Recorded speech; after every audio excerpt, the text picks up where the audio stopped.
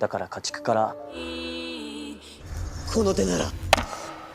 Oke guys, welcome back to my channel. Kali ini gue bakalan bahas film Jepang yang dimana salah satu karakternya sangat mirip dengan karakter Nano dari Girl From Nowhere. Kenapa gue bilang mirip? Karena memang, biar kalian penasaran, tonton aja alurnya yuk. Film yang akan gue bahas adalah Kakegurui. Film ini mengisahkan seorang gadis cantik yang bernama Jabami Yumeko, yang baru saja pindah ke sekolah elit di mana murid-murid yang masuk sekolah ini kebanyakan adalah anak-anak dari kaum sultan. Nama sekolahnya adalah Sekolah Swasta Hyakau. Sekolah ini memiliki sebuah tradisi yang dimana sekolah lain tidak punya, yaitu setiap siswa dari sekolah ini wajib berjudi. Di sekolah Hyakau ini, pelajaran tidaklah begitu penting, karena peringkat sesungguhnya ditentukan dari seberapa hebat kita dalam berjudi. Wah, sudah dipastikan jika kamu pandai berjudi, kamu bisa jadi miliarder kali ya. Aturan terpenting dalam sekolah ini adalah jika kamu kalah berjudi dan tidak bisa membayar hutang, kamu akan dijadikan hewan peliharaan. Itu artinya, kamu akan ditindas, dibully, tanpa bisa melawan. Itulah cara mainnya. Sekolah ini dikuasai oleh para OSIS. Setiap siswa yang kalah berjudi, maka mereka wajib membayar iuran kepada para OSIS. Bagi mereka yang tidak mampu membayar, akan dijuluki dogi untuk kaum pria dan kitty untuk wanita. Untung saja di Indonesia tidak ada sistem seperti itu ya. Namun sistem itu mulai sedikit runtuh setelah kedatangan Jabami Yumeko ke sekolah tersebut. Tanpa diduga, anak baru yang bernama Jabami Yumeko itu ternyata sangatlah suka berjudi. Di awal pertama, dia sudah ditantang bermain judi dengan teman sekelasnya yang bernama Saotome Meri. Mereka bermain gunting batu kertas pemungutan suara, di mana semua siswa kelas tersebut harus menggambar gunting batu kertas. Dan nanti Saotome dan Yumeko akan memilihnya secara acak. Tanpa diduga, Jabami Yumeko ternyata mengetahui kecurangan dari Saotome. Saotome dipastikan menang karena seisi kelas akan menggambar sesuai keinginannya. Namun ternyata Jabami bisa membongkar semuanya. Dan permainan itu akhirnya dimenangkan oleh Jabami Yumeko. Sehingga Saotome akhirnya berhutang sebesar 8,8 juta yen kepada Jabami Yumeko. Setelah itu Jabami memberikan uang sebesar 1 juta yen kepada Zuzui agar ia bisa membayar hutangnya. Zuzui pun merasa bahwa Jabami Yumeko adalah orang yang berbeda. Orang yang sangat gila berjudi, di mana uang bukanlah tujuan utamanya. Tetapi orang-orang seperti ini akan merasakan kepuasan tersendiri saat ia berjudi. Semenjak saat itu, akhirnya Yumeko dan Zuzui menjadi teman yang sangat akrab. Zuzui akan selalu menemani kemana perginya Yumeko. Namun di lain sisi, karena Saotome kalah berjudi dan tidak bisa membayar hutang, dia pun dibully oleh teman-teman sekelasnya. Berlanjut pada Jabami Yumeko. Ia ditantang bermain judi oleh Itsuki Sumeragi. Dia adalah pengurus OSIS, anak dari perusahaan terkenal yang memiliki kekayaan di atas rata-rata. Taruhan permainannya pun tak main-main, yaitu 20 juta yen untuk kartu tebak ganda, yaitu setiap pemain harus bisa menebak pasangan dari kartu yang sudah diacak. Di awal permainan, Sumeragi memenangkannya. Yumeko pun meminta agar ada ronde kedua untuk permainan ini. Sumeragi pun mengiyakannya. Namun kali ini taruhannya adalah kuku jari. Jika kalah, maka Yumeko harus memberikan kuku jarinya kepada Itsuki Sumeragi. Namun ternyata, lagi-lagi Yumeko bisa membaca kecurangan yang dilakukan Sumeragi, yaitu di setiap kartu memiliki tanda tersendiri. Sehingga di ronde kedua ini, Yumeko berhasil menebak kartunya dengan benar, dalam sekali percobaan. 大事な会社をかけるような真似はね。 Nah, para anggota OSIS yang lain mengetahui tentang kekalahan Sumeragi. dan akhirnya Sumeragi dikeluarkan dari keanggotaan OSIS. Di lain sisi, Saotome pergi ke klub riset budaya tradisional untuk bermain judi. Tentu saja tujuannya adalah agar ia bisa membayar hutangnya. Hal yang tak terduga, Jabami Yumeko juga mendatangi klub tersebut.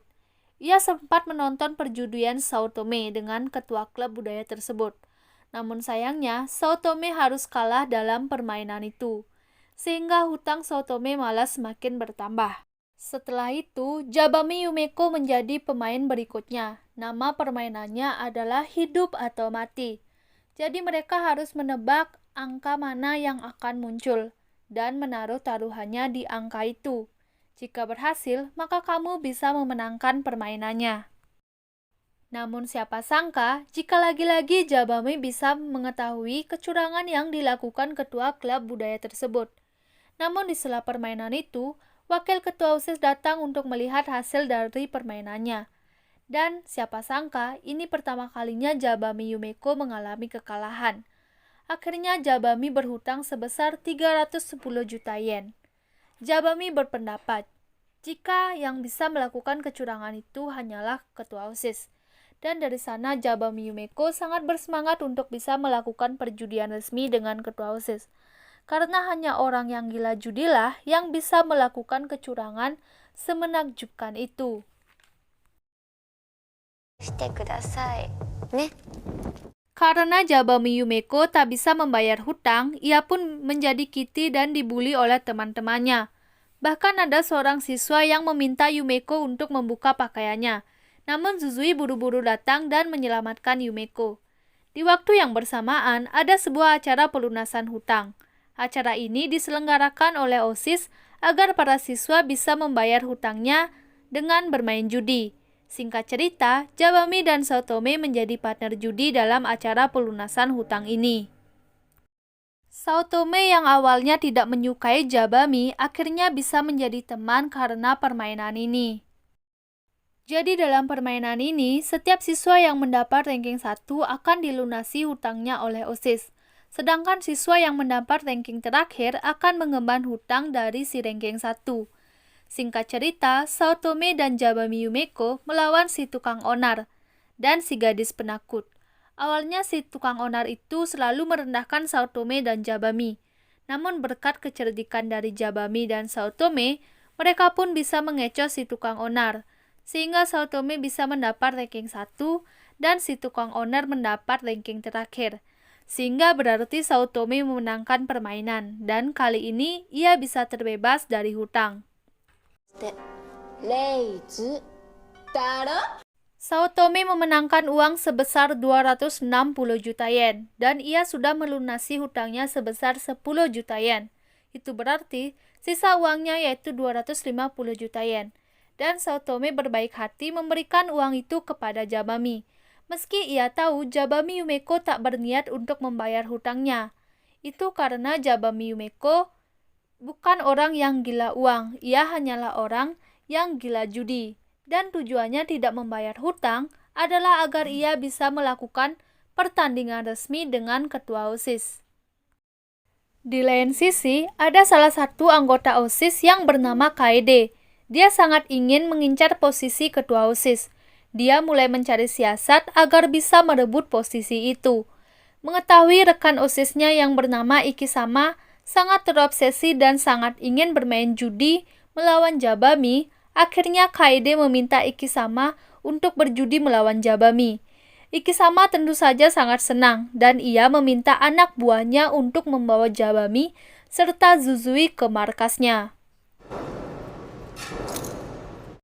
Jadi Ikisama adalah ketua komite kecantikan di sekolah tersebut. Ikisama ini orangnya sangat-sangat sinting.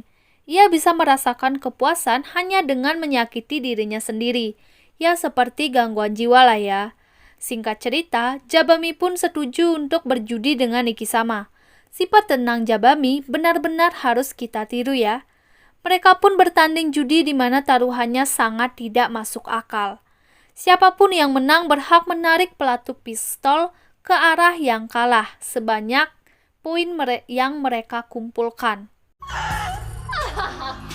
Tapi sebelum itu, Para pemain berhak untuk mengisi berapapun peluru ke dalam pistol, entah itu 0 peluru atau 6 peluru sekaligus.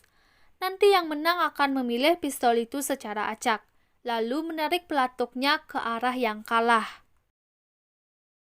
Nah, berlanjut ke permainan. Di sini nama permainannya adalah ESP Game, yaitu pencocokan kartu.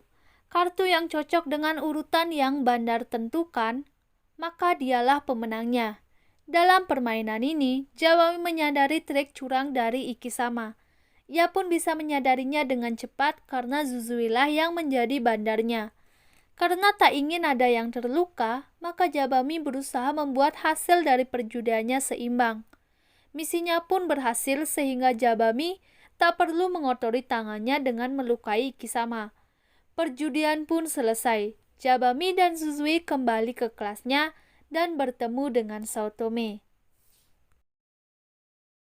Jika kalian sedikit bingung dengan alur ceritanya, jadi singkat cerita, Jabami itu memanglah seorang siswi yang memiliki sifat yang tenang dan sangat berwibawa.